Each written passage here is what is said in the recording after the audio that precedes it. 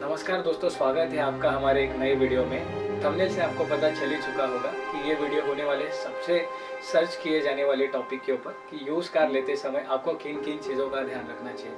वैसे जो पॉइंट्स है वो बहुत सारे हैं। जब भी आप कार परचेस करने जाते हो यूज़ कार, तो उसमें देखने वाली चीज़ें बहुत सारी होती हैं। अगर वो सारी कवर करेंगे तो 1-2 घंटे का वीडियो बन जाएगा।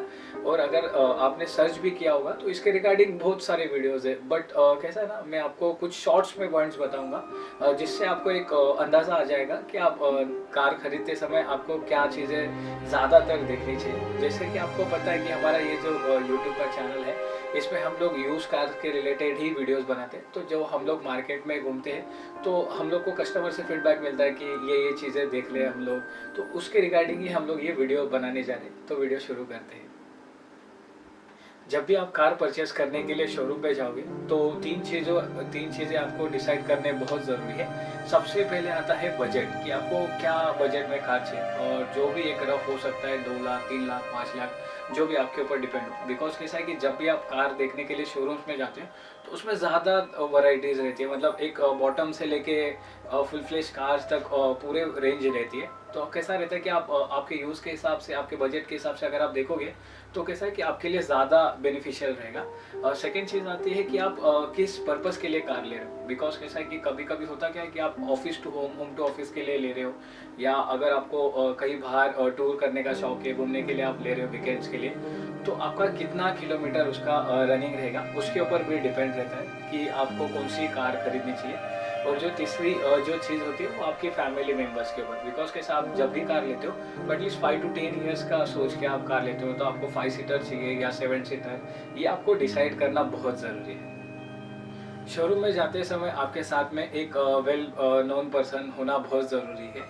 बिकॉज कैसा है कि अगर आप फर्स्ट टाइम बायर हो, मतलब आप पहली बार कार ले रहे हो, तो आपके लिए उसकी ज़्यादातर जानकारी जुटा पाना थोड़ा मुश्किल हो जाता है। अगर आपका कोई फ्रेंड हो, उन्होंने कार यूज़ करी हो, तो उनको कैसा है कि कार्स के बारे में नॉलेज थोड़ा ज़्यादा होता है। अगर वो मैकेनिक होगा तो काफ़ी बेहतरीन होगा। आप मैकेनिक के थ्रू भी, मतलब उनके साथ भी आप जा सकते हो, जिनके ऊपर आप ट्रस्ट कर सकते हो। बिकॉज कैसा है कि कार्स जो लेते हैं उसके लिए मेन जो चीज़ें रहती है वो उसका किलोमीटर रहता है, कि ये कार कितने किलोमीटर ड्रिवन है। अगर आप वो 50,000 से 60,000 किलोमीटर चली हो तो काफ़ी बेहतर है। अगर वो तो जब आप परचेस करने जाओगे वो तो थोड़ा महंगी लगेगी, बट आपके वो इन फ्यूचर के जो मेंटेनेंस एंड खर्चे जो है उसको वो कवर कर लेगी।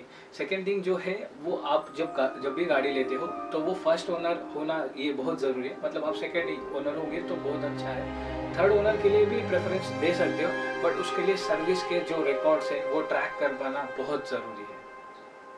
अब आ गए आप शोरूम पे, आपके सामने बहुत सारी गाड़ियाँ खड़ी हैं।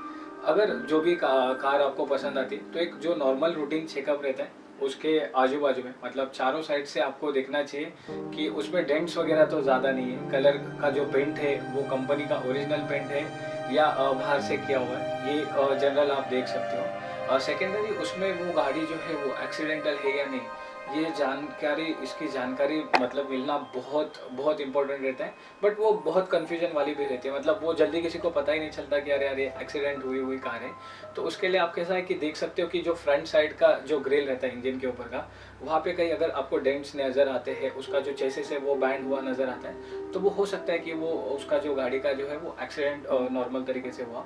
बट जो मेजर एक्सीडेंट्स रहते हैं उसमें कैसा है कि आपका जो डोर का जो फ्रेम है, जहाँ पे ग्लास जो है वो ऊपर जाती है, तो वो जो डोर का ऊपर का जो फ्रेम है वहाँ पे एक कंपनी की वेल्डिंग्स आती है। उस पर अगर आप वो रबर का जो ग्लैड रहता है वो अगर आप निकाल के देखोगे तो उस पर खाली ऐसा हाथ फेर के आप देख सकते हो कि वहाँ पे कहीं डेंट्स वगैरह के तो निशान नहीं है, एक्स्ट्रा कहीं से वेल्डिंग तो नहीं की है ना। ये आपको ध्यान में रखना बहुत ज़रूरी है। दूसरी अगर आप देखोगे दूसरा चीज़, तो रस्टिंग एक बहुत बड़ा इम्पोर्टेंट रोल प्ले करता है। जैसे कि आपको पता है कि मुंबई जो है वो कोस्टल एरिया है, तो उसमें रस्टिंग की जो प्रॉब्लम है वो आती ही रहती है। एक बार बॉडी के पार्ट्स पे रस्ट होना तो चल जाता है, बट इंजन के पार्ट्स या इंजन के आजू बाजू में रस्ट होना ये नहीं चलता है। बिकॉज कैसा कि अगर वो रस्ट हुआ इंजन के बॉडी या पार्ट्स रहेंगे तो वो इन फ्यूचर इंजन के काम निकालना चालू कर देगा। मतलब आप कभी भी जाओगे बीच में इंजन सीज हो गया या इंजन ब्लॉक हो गया, ये सारी चीज़ें आपके साथ होती रहेगी। तो ये नॉर्मल चेक करना आपको बहुत ज़रूरी है। टायर्स भी बहुत अहम रोल निभाते हैं इसके अंदर ये केस में, बिकॉज कैसा रहता है कि जब जब भी आप टायर्स देखोगे वो कार्स के, उसके ऊपर मैन्युफैक्चरिंग यूनिट रहता है। तो वो जो मैन्युफैक्चरिंग का जो डेट है उससे आपको पता चलता है कि ये गाड़ी असलियत में कितनी चली हुई है, और उसके जो थ्रेड्स है वो भी चेक करना बहुत ज़रूरी, क्योंकि सबसे मतलब जो मेंटेनेंस में ज़्यादा एक्सपेंसिव रहते हैं और जो यूज़ कार लेने के बाद में 2-3 महीने में ही चेंज करना पड़ते हैं, वो रहते हैं टायर्स। इसीलिए टायर्स को भी चेक करना बहुत ज़रूरी है। अब बारी आती है टेस्ट ड्राइव की।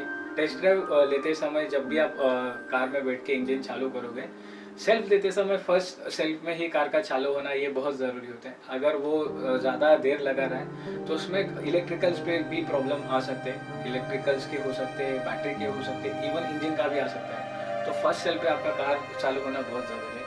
अब जब आप ड्राइव करोगे वो सेम कार, तो जब भी आप स्टीयरिंग पे आपके हाथ रहेंगे तो आपको वाइब्रेशन फील होना नहीं चाहिए। उसमें वाइब्रेशन फील होने का मतलब है उसके पार्ट जो अंदर का इंटीरियर रहता है उसमें थोड़ा सा गैप आता है, उस वजह से वो जो स्टीयरिंग्स में आपको वाइब्रेशन फील्स होते हैं। सेकेंडरी चीज़ अगर आप देखोगे तो गाड़ी जब भी आप चला रहे हो तो वन साइड उसका बैलेंस नहीं जाना चाहिए, मतलब वो वन साइड नहीं होनी चाहिए, क्योंकि कैसा रहता है शॉक अब्सॉर्बर का भी कभी कभी प्रॉब्लम रहता है, तब गाड़ी इनबैलेंस हो जाती है, मतलब थोड़ा सा वन साइड में हो जाती है। तो ये भी ध्यान में रखना बहुत ज़रूरी है। बाकी बेसिक आप इलेक्ट्रिकल चेक कर सकते हो, जैसे आपके हॉर्न्स हो गए, साइड इंडिकेटर्स हो गए, वो भी एक बार चेक कर सकते हो, क्योंकि उसमें भी प्रॉब्लम आती है। तो यूज़ कार का मार्केट काफ़ी बढ़ चुका है, मतलब आज जितने भी न्यू कार सेल्स होते हैं, अगर 5 न्यू कार सेल होती है तो उसके पीछे 8 यूज़ कार सेल होती है। और जैसे कि अभी सबका मतलब यूज़ होता है 4 व्हीलर का, अब सारे घर में एक ना एक 4 व्हीलर तो चाहिए रहती है, सबका ड्रीम रहता है कि हमारे घर में भी गाड़ी हो, भले वो यूज़ ही क्यों ना हो, बट गाड़ी रहना बहुत ज़रूरी है। तो ऐसा कुछ नहीं है कि आप यूज़ कार लोगे तो कुछ प्रॉब्लम्स वगैरह आएंगी, अगर आप बारीकी से देख के लोगे तो कोई भी दिक्कत नहीं आने वाली है। और जो लास्ट में जो पॉइंट बचता है वो पेपर्स ये तो बहुत मतलब इम्पोर्टेंट है, सबसे इम्पोर्टेंट वो है, बट वो लास्ट में हम लोग कवर कर रहे हैं। पेपर में आप आरसी बुक, आपका जो इंश्योरेंस है, गाड़ी का पीयूसी, ये सारी चीज़ें चेक करनी चाहिए आपको।